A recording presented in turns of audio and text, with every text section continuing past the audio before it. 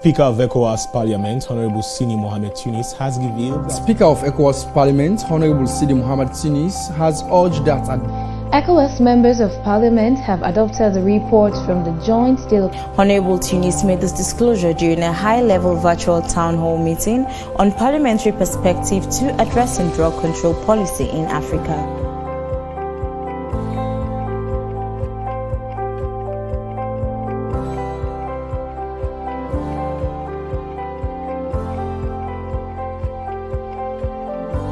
They say the task of a leader is to get his people from where they are to where they have been.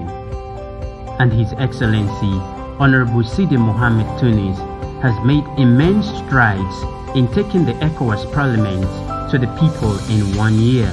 As someone with a very rich leadership background, both in business and politics, the attainment of ECOWAS speakership did not come as a surprise, because he had worked for it, and his endorsement by the President and people of Sierra Leone was just an icing of the cake. Honourable members of the ECOWAS Parliament, I'm here to endorse the candidature of Honourable Sidie Tunis.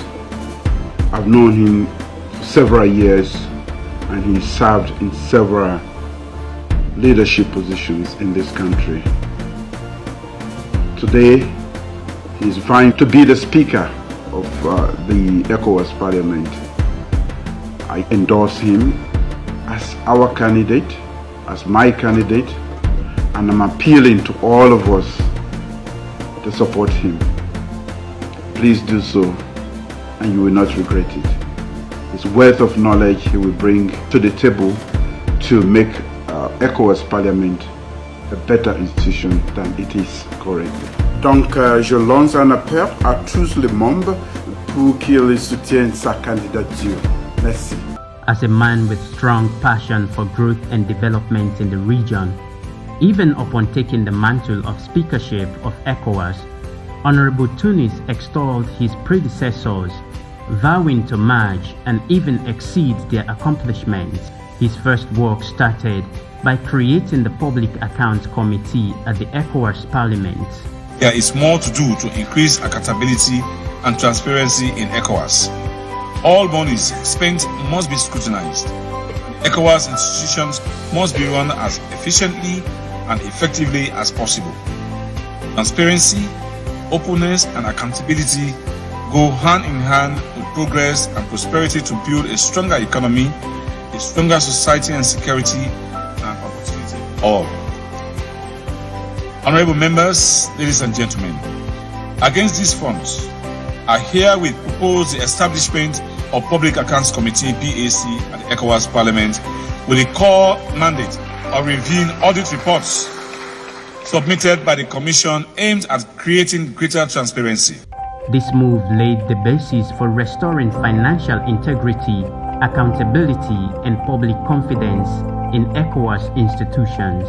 In just 1 year, Honourable Tunis has not only fulfilled 80% of his promises made in his inaugural address through several meetings and sessions, like the first mission to Niger, where he presented a memorandum to the sitting chair of the Authority of Heads of State on the roadmap for the successful establishment of direct universal suffrage of ECOWAS MPs. Honourable Tunis, during that mission, also met with the President of Niger, Speaker of Niger's Parliament, and Foreign Affairs Minister of Niger.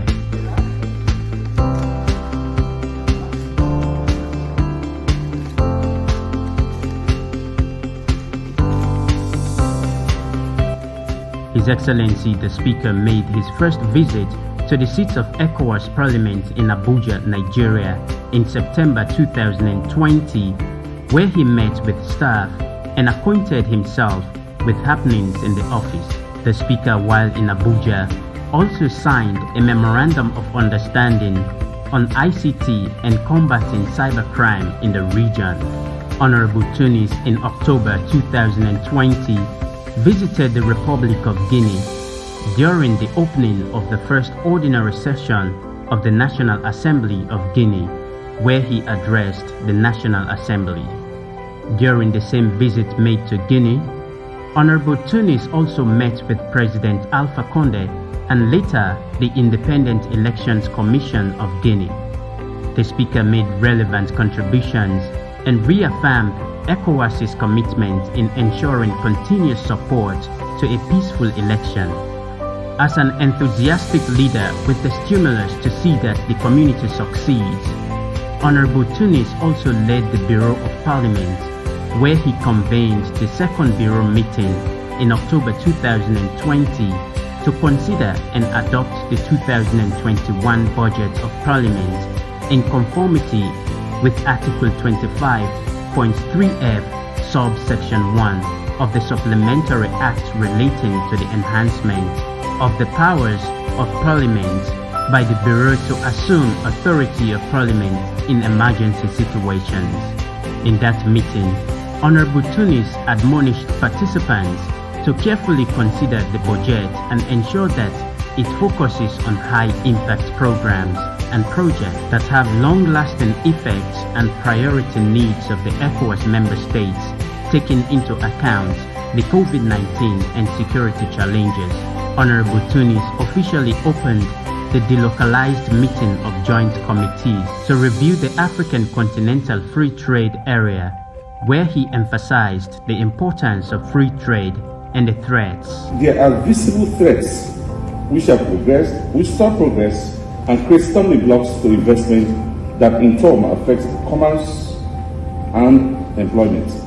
Among these are terrorism and insecurity, which increase uncertainty and raise the cost of goods and services. These have been highlighted by previous speakers. Terrorism slows the flow of goods and resources through ports due to greater inspections and safeguards. While in Cotonou, His Excellency also paid a courtesy call to the Speaker of the National Assembly of Benin, where they held discussions on harnessing relationships between the ECOWAS Parliament and the National Assembly of Benin. The Speaker also attended another delocalized meeting in Guinea-Bissau to discuss ECOWAS food security, agricultural production, and the fight against COVID-19. He later met with the President of Guinea-Bissau, where hearty conversations on the development of ECOWAS emerged. It cannot be gainsaid that the Speaker, in his efforts to bring the ECOWAS Parliament closer to the people in 1 year, has been a landmark achievement for him, especially with several delocalized meetings held in different member states, with Lomé, Togo and Lagos, Nigeria not left out. These meetings revealed the appreciation of the member states for the pace and tenacity of the Speaker to make ECOWAS Parliament an enviable institution, and the Speaker's reaffirmations of his commitment to achieving that is seen as a bar raised for members of the ECOWAS Parliament and the Commission to jump towards using ICT and innovation as springboard. Permit me to caution that we are likely to face many challenges in implementing the commitments we have made at this meeting. However, Parliament is committed to working with member states in areas related to information and communications technology, science and innovation to digitally connect our societies together. The ECOWAS Parliament stands prepared to follow up on the recommendations emanating from these discussions, and we express our unwavering commitment to working with all stakeholders to make these resolutions a reality. Being a Speaker of ECOWAS requires one be gender sensitive, and Honourable Tunis is just that person that is passionate in promoting gender equity. Integration of gender perspective into our mainstream politics and conflict management is key to designing an inclusive and effective peace-building efforts of ECOWAS Parliament under our stewardship. They also endeavour to identify and remove obstacles to women participation in mainstream politics, peace-building and mediation activities in ECOWAS states.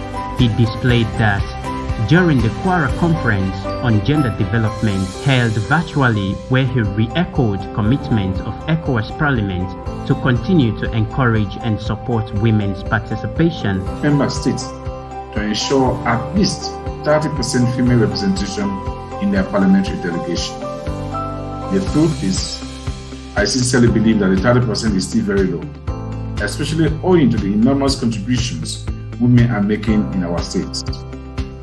It is therefore the prerogative of regional and multilateral institutions like ECOWAS to provide a space for women development and participation. The COVID-19 pandemic has not changed the way the world looks, but has challenged the world to embrace innovations and ICT through the leadership of ECOWAS Parliament and his dynamic team. The ECOWAS Parliament is a benefactor of that opportunity to embrace change through the use of technology by holding several meetings online, including the IPU Conference on Agriculture and the first and second extraordinary session of the ECOWAS Parliament. For the Speaker of ECOWAS, there is more to be achieved before his term ends. We have already established a Public Accounts Committee. There is a chairman from Benin, a very smart guy. And I've also engaged the President of the ECOWAS Commission to ensure that we comply with the Supplementary Act. And the response so far clearly shows that starting immediately, all audit reports from the ECOWAS Commission, including audit of all institutions, including the very Parliament, the Commission, WAHO, JIBA, the ECOWAS Community Court, will all now be laid in Parliament, in the ECOWAS Parliament for a debate.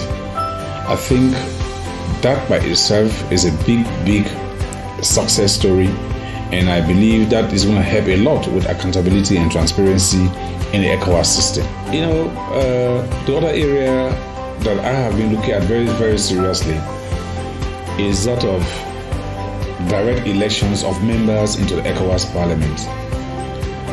You know, since I entered ECOWAS Parliament, I realized that members were performing dual roles. They are serving their national parliaments, national assemblies, and at the same time servicing the ECOWAS Parliament.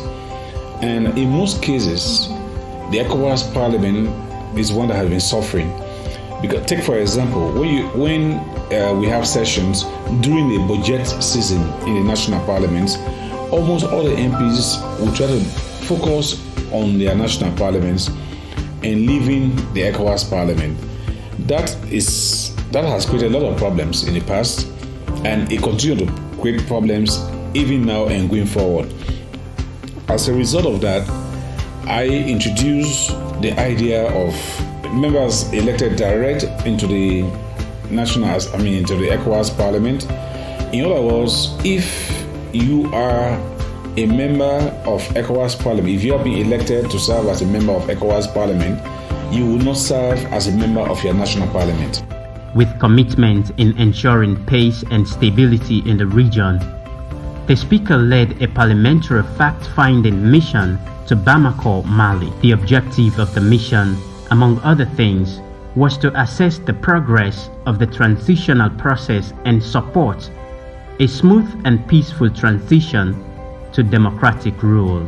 In that visit, the Speaker engaged the President of Transitional Government, Prime Minister, Speaker of the Transitional National Assembly, Minister for Malians Abroad and African Integration, and later engaged other stakeholders, including political party players and civil society organizations. I just had a very fruitful meeting with the President of Mali, and I want to inform everybody, especially the Malian people, that it has been a very useful dialogue that borders on the people of Mali.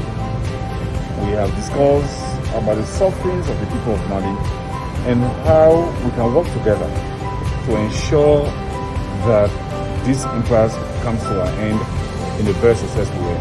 We cannot use our individual interests to jeopardize the interests of the general public. I am therefore appealing to all Malians all political stakeholders, civil society organizations to work with the transition government in the interest of the people of Mali. Even members of the ECOWAS Parliament commend his leadership and see him as a role model. Honourable Tunis, since he took over the ECOWAS Parliament and I've gotten closer to him, got to know him better, he is proving to be a seasoned administrator. He's one that believes in consultation, and I say to myself most of the time, I describe him as the one who carries everyone along. He has this way of making sure everyone's involved, everyone's participation is fully acknowledged, and I think he's just, at the end of the day, in one word to sum it up, he's a seasoned administrator. Speaker Tunis has done a lot. We've been able to hold some delocalized meetings. We've been able to have visits with some head of states and government. We've been able to coordinate the activities of the parliament, even either virtually or through telephone communication or written memos. And I think he's done so much to transform the parliament and, of course, the image of the parliament within our region. Comme je suis nouveau au niveau du Parlement de la CEDEAO, j'avoue que les informations que nous avons du nouveau président fait un travail excellent. Et puis il est ouvert, c'est un monsieur vraiment disponible. Et vraiment, j'avoue que nous sommes tous heureux du travail qu'il a là-bas. Nous voulons qu'il continue de faire ce travail pour le bonheur de la CEDEAO, toute sa composante. For Honourable Sidie Mohamed Tunis, leaving behind an ECOWAS parliament that is explicitly fulfilled and enviable is what he sets his mind on, so that at the end he feels satisfied, not because he wants to take credit for it, but because he did everything he has to do in bringing ECOWAS closer to the people.